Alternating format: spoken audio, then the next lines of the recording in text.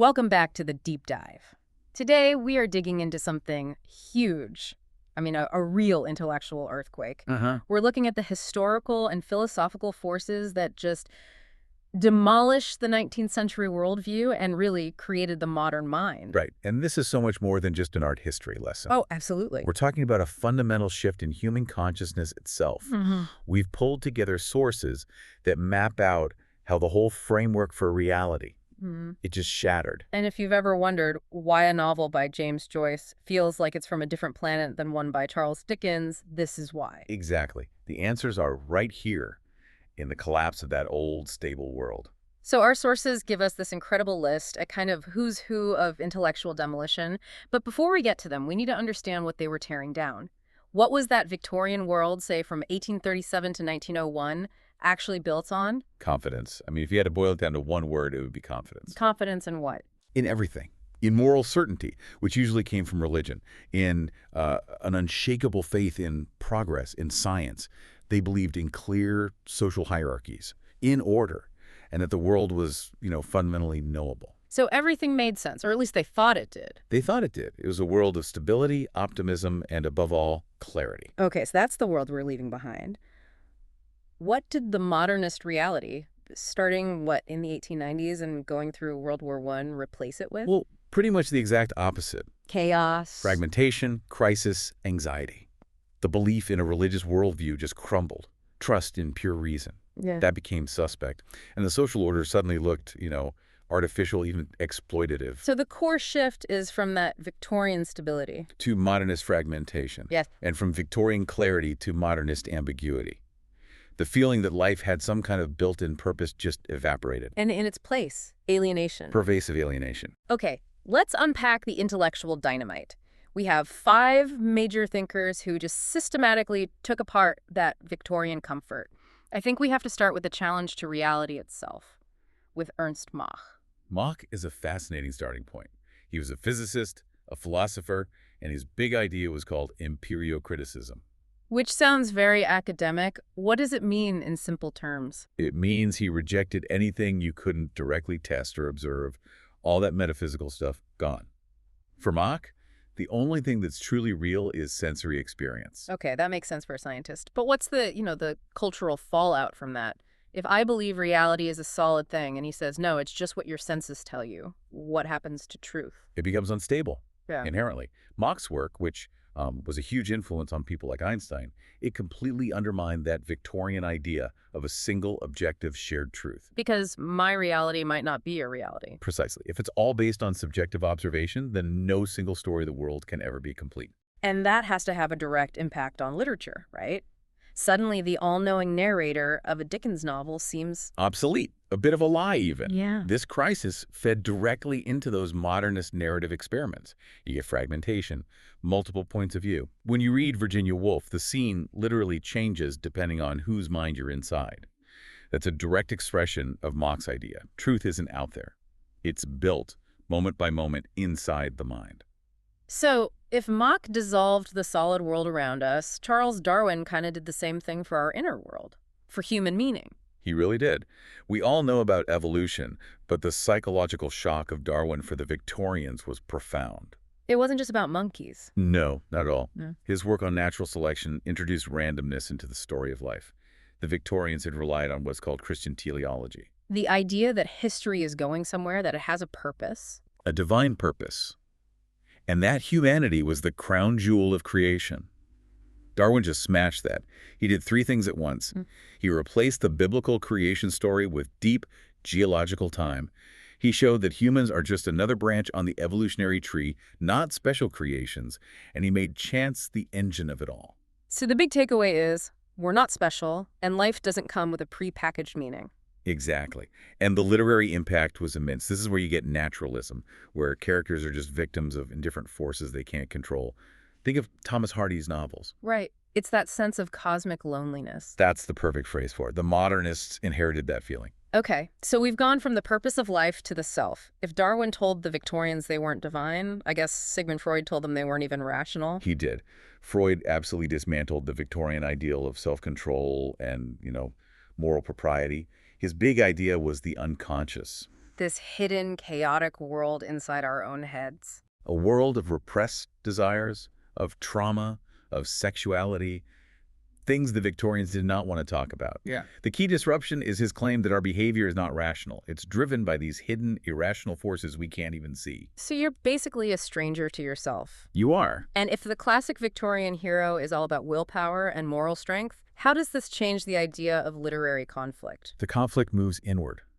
Completely. Yeah. The hero isn't fighting a dragon anymore. They're fighting their own neuroses, their own past. The battle is inside the skull. It is. And because Freud saw the mind as fractured, the id, the ego, the superego writers started using things like stream of consciousness to capture that internal chaos. That's the only honest way to show it. Think of the guilt in Kafka, or the way Woolf just maps out the inner life of her characters. This is a perfect bridge, then, from the individual mind to the social structure, to Karl Marx. He comes along and says, all these moral certainties we've been talking about are just a smokescreen for exploitation. That's the essence of his historical materialism.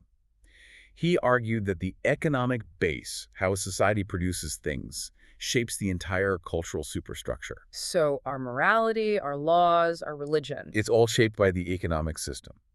For him, history was just a story of class struggle, and he saw capitalism as profoundly alienating. Let's talk about that, because that's so key. How did he explain that misery beyond just workers are poor? He used these really powerful concepts like commodity fetishism. Okay with that. It's the idea that in capitalism, we treat objects, a phone, a car, as if they have this magical inherent value. We forget about the human labor that went into them. And so we hide the exploitation. You hide the exploitation. The worker becomes invisible, and people start relating to each other purely through economic transactions, not as human beings. So if Marx is saying the whole social machine is rigged and dehumanizing, then the modern writers and thinkers needed a way to describe what it felt like to be trapped inside it. And that's where you get sociologists like Max Weber.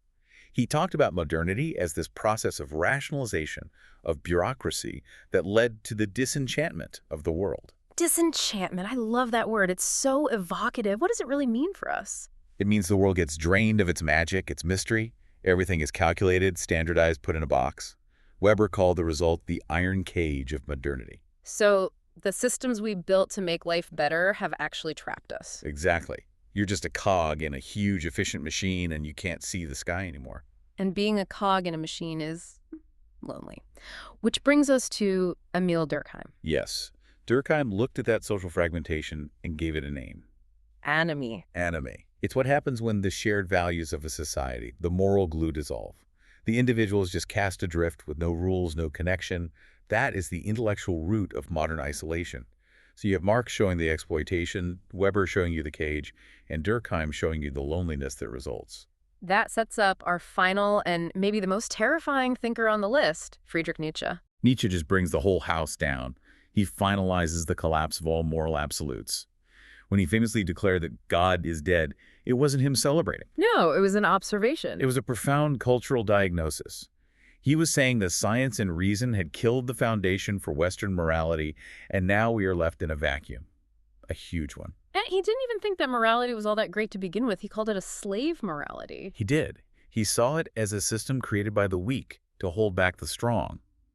But his answer wasn't just despair. He championed the idea of the Übermensch. The Overman or Superman. Right. The individual who sees that all the old meanings are gone, accepts that terrifying freedom, and has the courage to create new, life-affirming values for themselves, driven by what he called the will to power. So the real devastating blow here is that being a good person is no longer about following rules. It's now this exhausting, creative act you have to perform alone. Perfectly put. And that fueled the entire modernist crisis of values. Nihilism, the feeling that nothing means anything. In literature, the noble Victorian hero is replaced by the anti-hero, the lost soul. This crisis is at the heart of existentialism, of Camus, and the paranoid, meaningless worlds of Kafka. So just to recap, we have Mach dissolving reality, Darwin dissolving our special purpose, Freud dissolving our rationality, Marx dissolving social stability, and Nietzsche dissolving morality itself. Every single pillar of the Victorian world, gone. Intellectually dismantled. But these were ideas. While the thinkers laid the groundwork, there was one single historical event that made it all brutally, horribly real. World War I. 1914 to 1918. The sources are so clear on this. It wasn't just a war, it was a psychic catastrophe. The ultimate proof that the Victorian belief in progress and reason was a complete lie. A monstrous lie. Because all that amazing technology, all that progress, wasn't used to uplift humanity. It was used for industrialized mass slaughter on a scale nobody could have imagined. And that experience just broke something in the Western psyche. It created the lost generation. Total disillusionment, cynicism, irony. The kind of straightforward, realist novel couldn't possibly capture that kind of trauma. So the art had to break because life itself was broken. It had to. The war shattered the old forms. You get the fragmented, collage-like structure of T.S. Eliot's The Wasteland, or the stripped-down, brutally cynical prose of Hemingway. The modernist mood was forged in the mud of the trenches. And just to add one last layer to this, there's the scientific backdrop. We mentioned Andre Bergson and his idea of subjective time, but we also have to bring in Albert Einstein. Right. Einstein's theory of relativity was a powerful metaphor, even for people who didn't understand the physics. The idea that time and space weren't fixed absolutes Was the perfect scientific confirmation of what artists were already feeling. Everything is relative, nothing is certain. So when we step back and look at this whole demolition project, what's the big picture? What does it all mean? It means that modern literature isn't just the style, it's a mirror held up to a new kind of human consciousness. A consciousness that has lost its center. The modern man, then, is a product of all these crises we've listed. Absolutely. The collapse of faith, the crisis of reason, our new understanding of our own psychological instability, class conflict, the trauma of war, and even the uncertainty of physical reality itself. It's the realization that if all those external anchors, God, reason, society, are gone, then you, the individual, are left with this enormous, terrifying task of creating meaning for yourself moment by moment. And that is exhausting. Modernity didn't just change art, it fundamentally changed the human mind. We are still, today, operating inside the psychological and philosophical world that was forged in that collapse. That was a genuinely incredible deep dive into the source material. Thank you for walking us through that catastrophic but also incredibly creative moment in time. My pleasure.